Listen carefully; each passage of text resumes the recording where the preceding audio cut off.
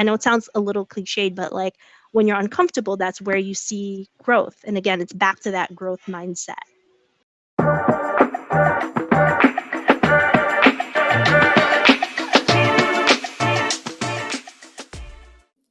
This is Impact Economy, the female frontier. Hi everyone, if you don't know me yet, my name is Siona Mehta and I'm a high school student. Today we have Joanne Patwa, who I interviewed on August 4th regarding her giant leadership role in global partnerships at an advertising agency. She has tons of amazing advice, so let's get right to it. Can you tell us about your current role and how you got there? Yeah, sure. So my current role is head of global media partnerships at an advertising agency called Dentsu. And Dentsu is essentially a media agency. So when products or brands have a budget to spend on advertising, essentially what our agency does is it comes up with a strategy for how clients would spend that money. So essentially we're the ones that kind of decide, if it gets spent on Instagram or if it gets spent on TV or if it gets spent on like a podcast ad. And our work involves in understanding like who the consumers are and where you can reach them and whether your advertising works. And we also work with creative agencies to build the actual ads for advertising. Um, my role specifically as head of global media partnerships is as a result of all of our clients spending money on advertising, we essentially drive a lot of revenue to companies like Google and Amazon, Meta, TikTok, Pinterest, Snapchat. And so my role is essentially to lead the partnership with all of those major platforms to ensure that our agency benefits from the relationship. And we get value out of the relationship. And I essentially ensure that Dentsu as an agency benefits from all of the different things. And I'm up to speed on all of the innovation and the new products and advertising that all of those partners have to offer. So that's my current role. And how I got there is I've actually been working within my current agency now for the last 13 years. And so I have been there for a very long time. And when I started, I actually started working on a specific client. So I was working on Procter and Gamble, and I was specifically the Gillette razor brand. And for that specific client, I was the one who was helping them decide the strategy for where they would spend their advertising. And then from that role, I shifted into my current role, which is overseeing partnerships. But I've always been in the agency world. Even prior to working at Dentsu, I was at 2 other agencies previously and worked on different clients. And so, yeah, it's definitely been an evolution, but I love my current gig, and it's very fast paced, and no 2 days are different, which is why I think it's so great. Very cool. And what was your educational journey to get into that industry? It's so funny because I think I subconsciously always knew I wanted to work in advertising before fully realizing and actually pursuing it as a career. I always thought I would. So my mom and I, when I was like little, talked about like being a lawyer and like kind of pursuing all of these like other degrees. But for some reason in my mind, I was always intrigued by how ads were made and sort of like all the work that went behind the scenes to actually put that in front of consumers and also like marketing and sort of like the marketing journey. And so I distinctly remember when I was in high school. So I went to high school in Manhattan in New York City. And one summer I like proactively signed up for advertising classes at a local like college, FIT. They were offering like summer classes for high school students. And I don't know why I asked my parents if I could like sign up for it. And that was really like my first exposure to the world of advertising. And then when I was in college, I sort of shifted and was thinking maybe I'll do something in business. But again, I think deep down inside, I wanted to do something that sort of blended business with creativity.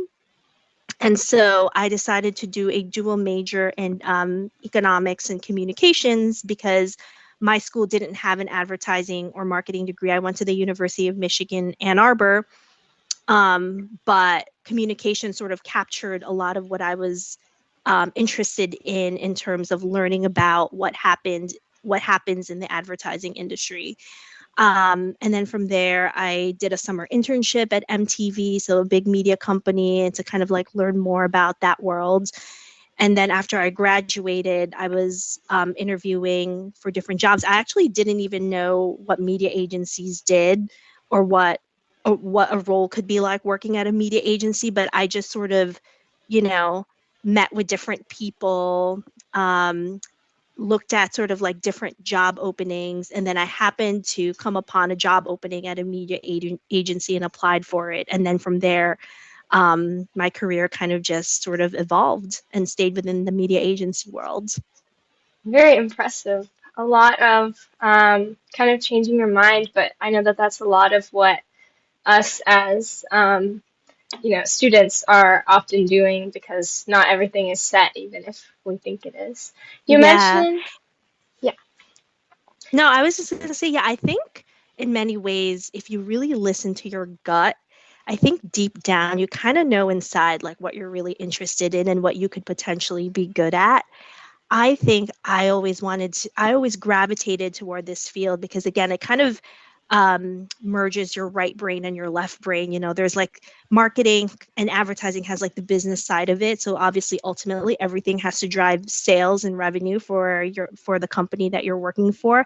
But there's like a huge creativity aspect that I loved. And so I think I just deep down inside, I felt like I knew that, which is why like I kind of subconsciously put some steps in place, I guess, to get myself there.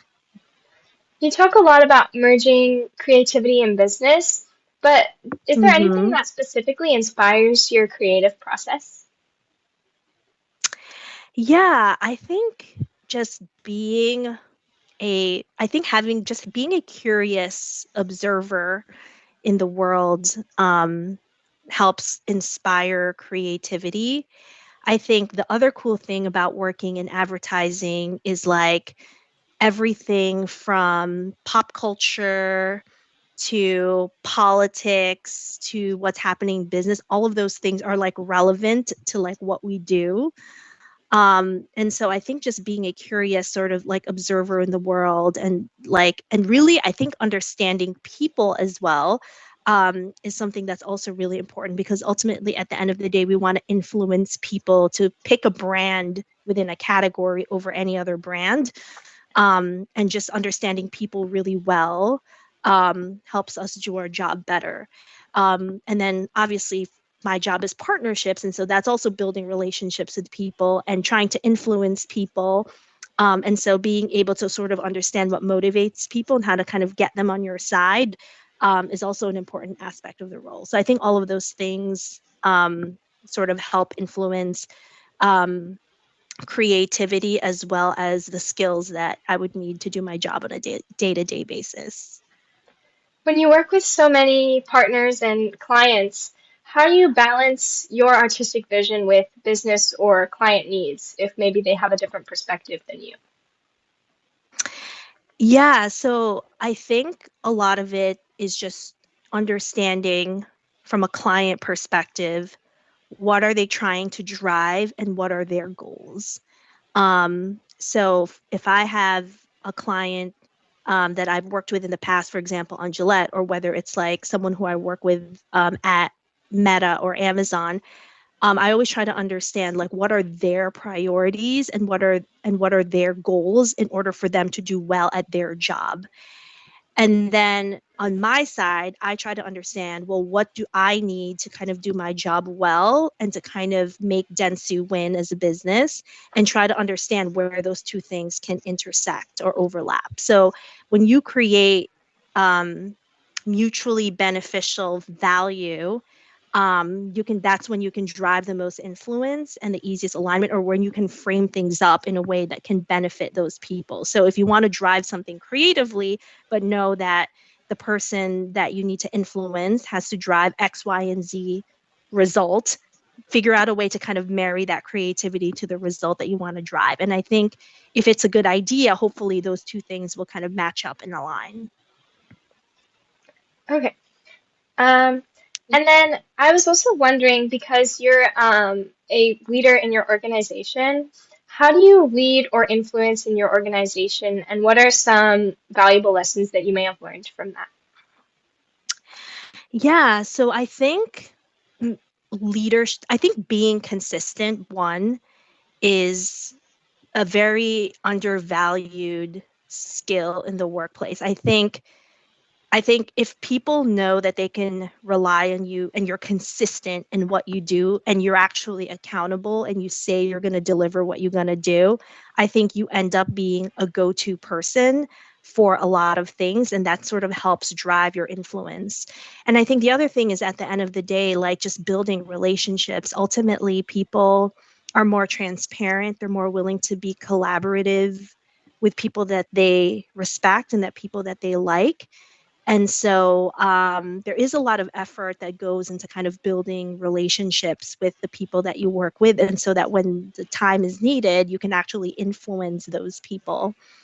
Um, and so, yeah, I think it's just in kind of like ensuring one, you're consistent, you build the right relationships.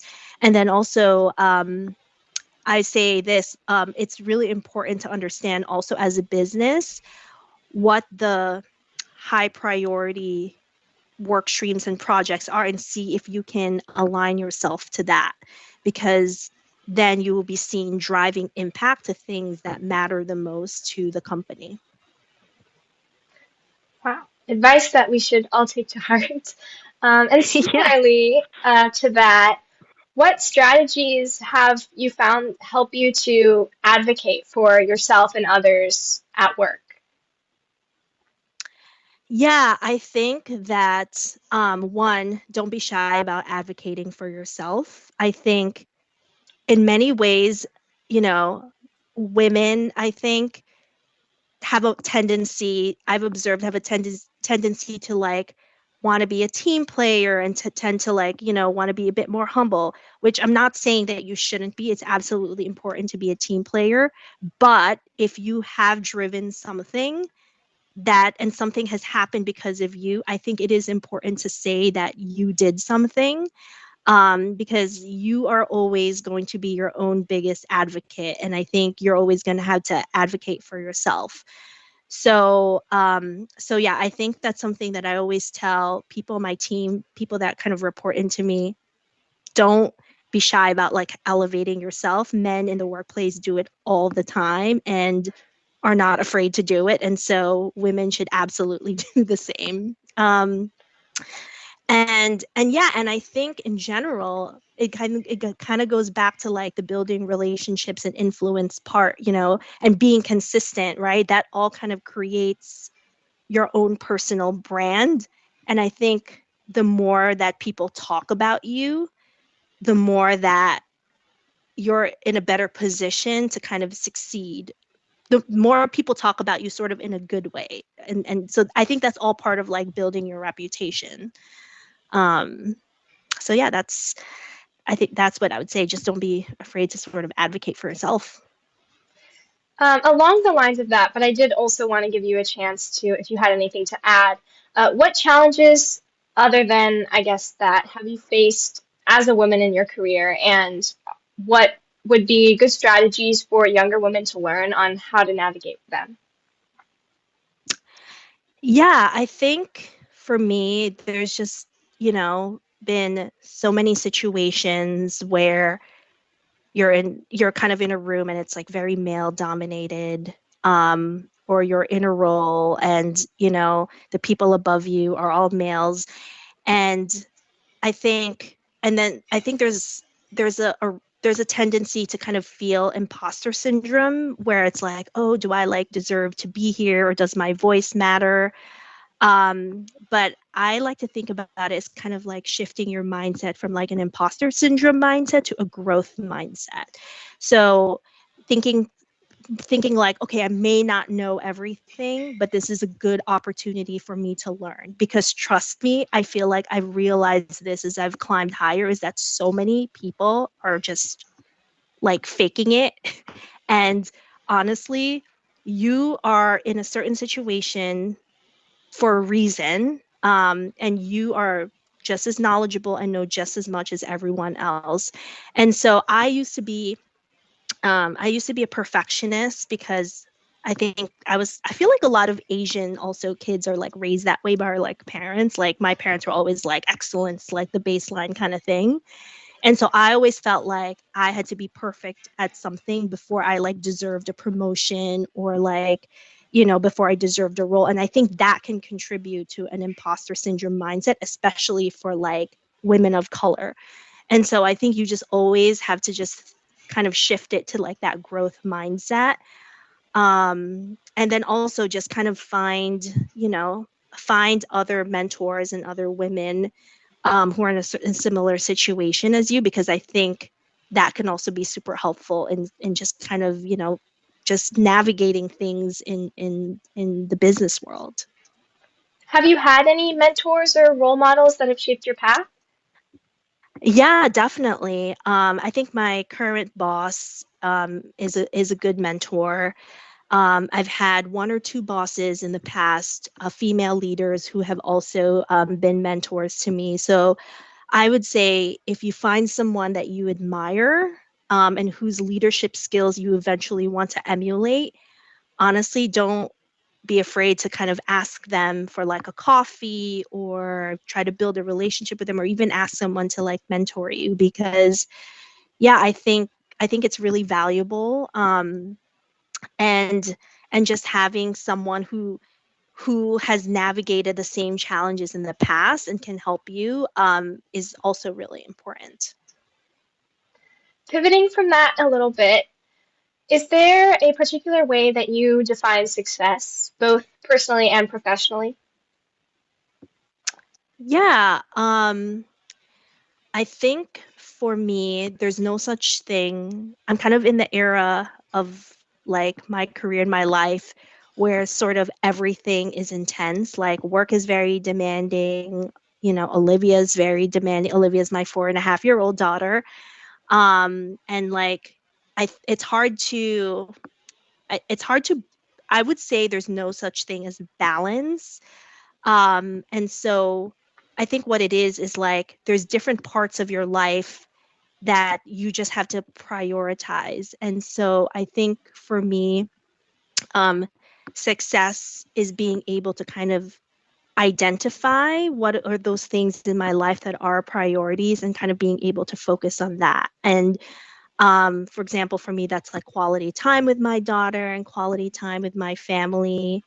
Work, like when the moment, if there are things like in Olivia's life that are non-negotiable for me, like I have to like see her at her, school performance or whatever, then maybe that week work takes a little bit of a dip. But then another week work, has a really crazy presentation that I need to prep for. And so maybe in that week, you know, Mun and my husband is who's a good partner would sort of like take on more of the stuff at home so I can really laser focus on that.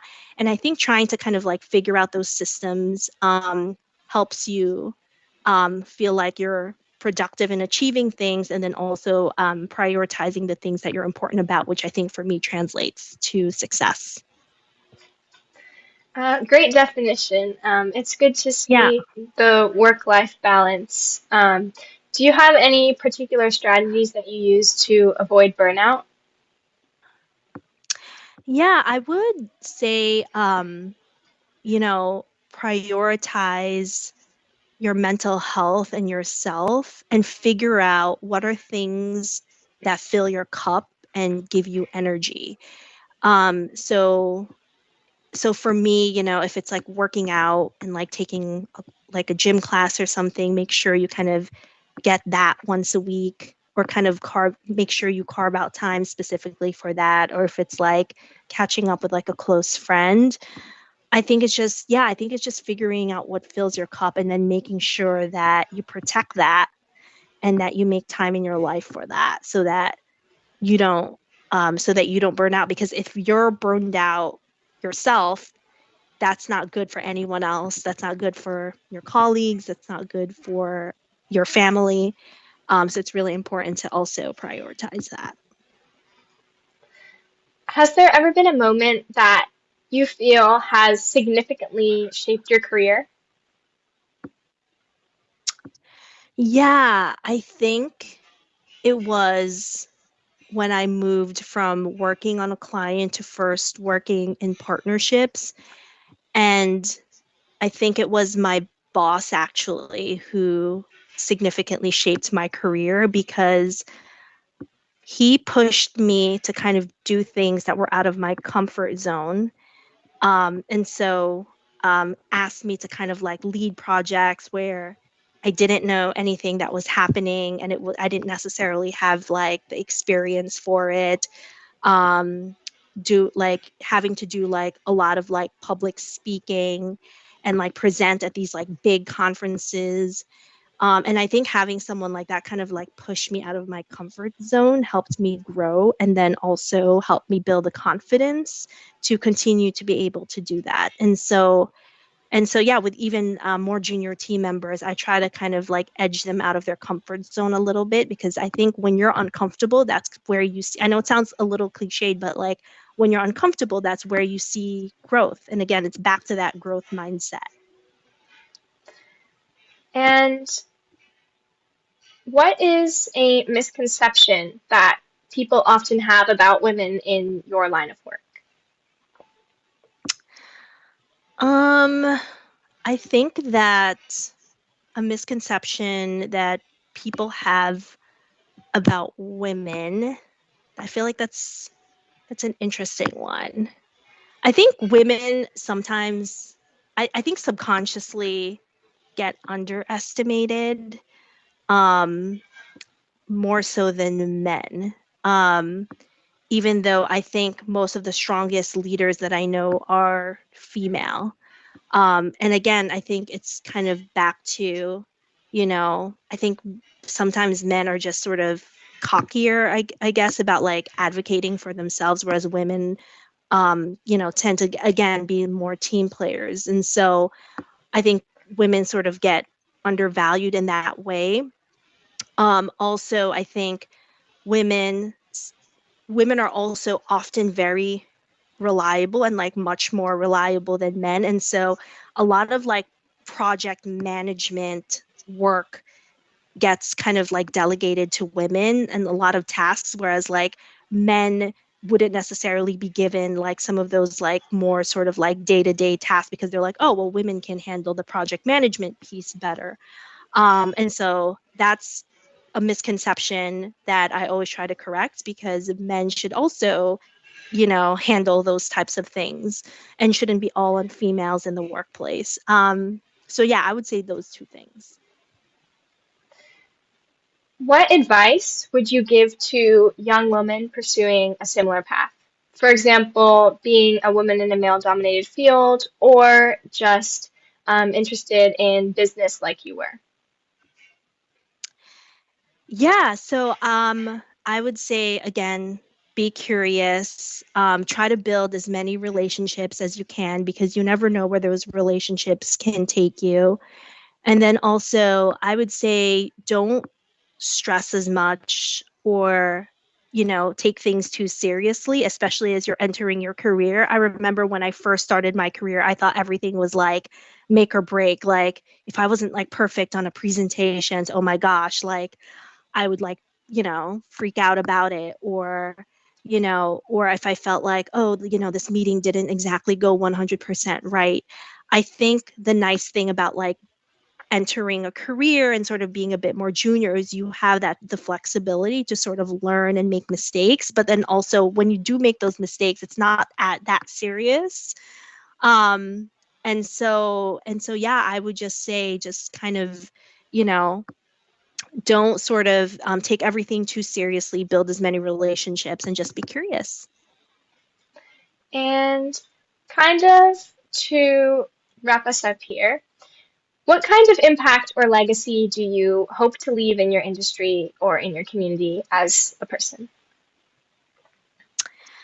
Yeah, so I want to do meaningful work first and foremost. But then also, I hope to be seen as a strong female leader of color in the workplace, because I feel like when I was coming up in advertising, I didn't see that many women like me in senior positions. And I think that the more women there are in senior positions, the more that you can also advocate for policies in the workplace that benefit women.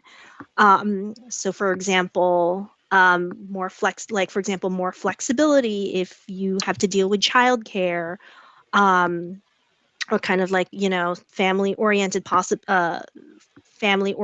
policies. And so it kind of just levels the playing field a bit more. And so hopefully, just, kind of like by being in my position, I can just sort of help, at least in some small way, pave the way for others to kind of do the same. Well, that's all the questions that I have for you. Thank you so much for joining me and for agreeing to do this interview. And I'm sure that you'll be watched by tons of young women everywhere that kind of look up to you and now see you as their role model as they progress into the workforce and climb the career ladder just like you did. Awesome. Thanks so much, Siona. It was great chatting with you. That was Joanne Patwa, an amazing role model and a mother too. I think my key takeaway was that you always need to stay curious and maintain a growth mindset if you want to improve. Thank you so much for joining us this time on Impact Economy, the Female Frontier. Looking forward to seeing you again as we interview more powerful women in business.